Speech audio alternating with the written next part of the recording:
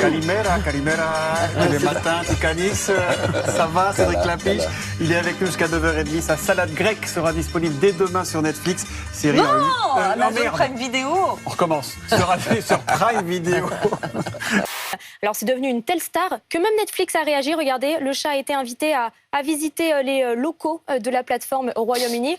Et la plateforme a fait un poisson d'avril en faisant croire qu'elle avait remplacé le célèbre Tadam par le miaou de Sawyer. Voilà ce que ça donne.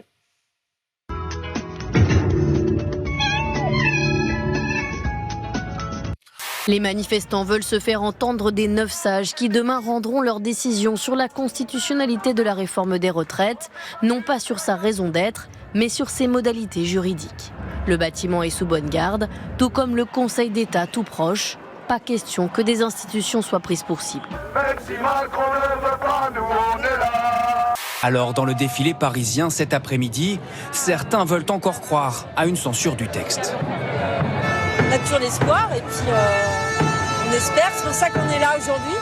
Alors, qui sont les 9 sages du Conseil? Alors, les plus connus sont 2 anciens premiers ministres, Laurent Fabius, qui préside le Conseil depuis 7 ans, et Alain Juppé. Il y a aussi 2 anciens ministres d'Emmanuel Macron, Jacques Mézard et Jacqueline Gouraud, et 5 hauts fonctionnaires. Ils ont tous été nommés par le président de la République, du Sénat ou de l'Assemblée. 6 hommes, 3 femmes, moyenne d'âge 72 ans, presque tous issus de la vie politique. Donc évidemment, cette forme particulière nous intrigue. Mais ce qui nous intrigue plus, c'est à quoi ça sert? Bien sûr. À quoi sert cet objet? Emmanuel Macron, quant à lui, a promis d'échanger avec les syndicats une fois que le Conseil constitutionnel aura donné sa réponse. Le président affirme vouloir le faire dans un esprit de concorde et une volonté de s'engager pour la suite, quelle que soit la décision des sages. Je proposerai en effet à l'ensemble des partenaires sociaux que nous puissions avoir un échange qui constatera, nous le savons bien, des désaccords avec l'exécutif, mais qui permettra aussi d'engager la suite et de tenir compte des décisions, quelles qu'elles soient, du Conseil constitutionnel. J'avais envie de dire lol, en fait, c'est-à-dire, bon, c'est bien que tout d'un coup il ait envie de rencontrer les syndicats, sachant que ça fait 1 mois qu'on lui a demandé un rendez-vous et qu'il nous l'a refusé. Le problème, c'est l'ordre du jour. C'est que nous, l'ordre du jour du rendez-vous avec Emmanuel Macron, c'est le retrait de cette réforme des retraites. Là, en fait, il nous propose un hors-sujet. On va pas passer à autre chose.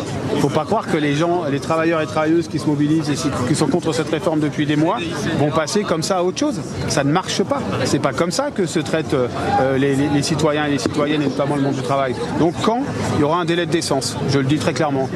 Les retraites, là, le problème des retraites, c'est 10% du problème. Le problème, il est beaucoup plus profond. Déjà, pensons aux salaires. Ils sont trop minimes en France par rapport à tout ce qui se passe maintenant. Et là, c'est vraiment un ras-le-bol. J'en ai ras-le-bob. Voilà, de la folie. Oui, je vais préciser pour ceux qui nous écoutent à la radio que vous portez un bob, d'où le ras-le-bob de Ludovic Francescet. Il est 6h du matin quand une vingtaine d'hommes armés, cagoulés, déboulent chez le couple de retraités. On est arrivé tout de suite ici en se demandant ce qui se passait. Ils nous ont dit c'est la police. Ils nous ont poussé contre le mur en nous disant les mains en l'air. Des membres du RAID se mettent à fouiller la maison. Par ici, là, ils sont montés dans les étages. Puis moi, j'étais comme ça, avec les mains en l'air, avec un des hommes là, qui me tenait en joue.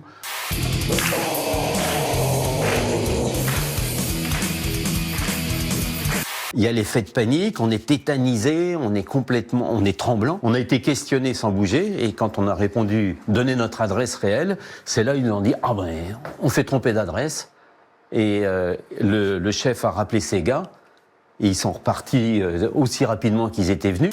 Est-ce que vous vous souvenez de la première fois? Bah oui, quand même. De cette chanson, oui, oui. Non, est-ce que vous vous souvenez de votre première fois? Mais que quoi?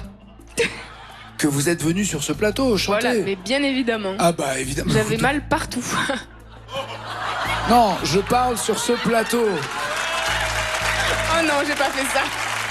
Une dizaine de minutes surréalistes pour les 2 retraités en pyjama, davantage amusés que traumatisés. À peine ils étaient partis, mais on en riait. C'est pas possible, tellement on riait. Et puis forcément, on a beaucoup d'enfants, donc on a envoyé ça sur les WhatsApp famille avec nos enfants, les cousins. Et alors chacun y allait de son commentaire. Donc maintenant, c'est vraiment presque un bon souvenir plutôt qu'une angoisse. Vous croyez capable de tout, mais pas de celui de vous poser en victime. Un homme qui dit MeToo, moi aussi je suis une victime, c'est pas forcément le discours le plus audible du moment. Pourquoi pas ? Laissez-moi aller jusqu'au bout. Oui, non, mais vous allez nous expliquer, parce que... Iconoclaste et rebelle, Monseigneur Gaillot, évêque contestataire qui a défendu la cause des divorcés, des homosexuels et des immigrés au sein de l'Église, est mort à l'âge de 87 ans des suites d'une maladie fulgurante. Évêque d'Évreux pendant 13 ans, le Vatican lui avait retiré sa charge en janvier 1995 en raison de ses positions non orthodoxes au sein de l'Église. Je trouvais que vous faisiez tout pour qu'on vous déteste et que vous faisiez tout pour être inaudible, pour agacer, pour... Vous êtes vraiment un sale gosse, Frédéric. Oui, mais c'est vrai, mais... c'est depuis toujours et c'est bizarre. Maintenant, quand je vais dans des émissions, je me fais gronder, comme si j'avais 8 ans. Mais parce qu'il y a des raisons de vous gronder, sérieusement. Ou chez vous. Je peux comprendre qu'ils veulent pas me pardonner, mais je veux dire, voilà, je vais pas tout raconter ici. Mais voilà, exemple, c'est que voilà, genre... La tartine au caca, c'était moi. Je l'ai lu, vous m'avez agacé. J'avais envie de vous tirer sur les cheveux aussi. Mais j'avais envie de vous poser des questions. J'avais envie que vous m'expliquiez. Vous le faites de façon sincère. Effectivement, ça dérangera, ça ne plaira pas. Mais ça reste un livre, un objet de littérature. Mais j'arrive quand même à découvrir une forme.